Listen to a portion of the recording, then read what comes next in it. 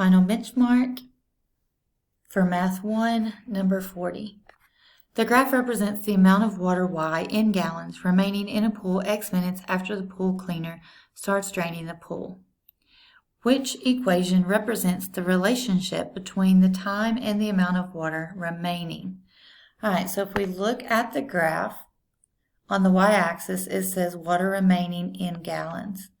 All right, so it looks like our y-intercept, 0, 8,000, that's our y-intercept, is where it started. So that's how many gallons it had when they started draining it.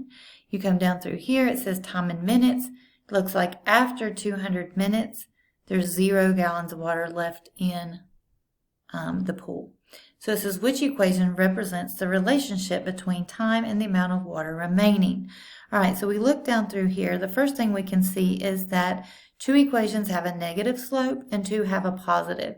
We can see that this line is going downhill from left to right, so we know that the slope is negative. So we can eliminate C and D automatically. We also have a negative y-intercept and a positive y-intercept. This goes 0 to 8,000. Our y-intercept is positive 8,000. So A cannot be the correct answer because negative 8,000 would be down here somewhere. All right, so for number 40, the correct answer is B.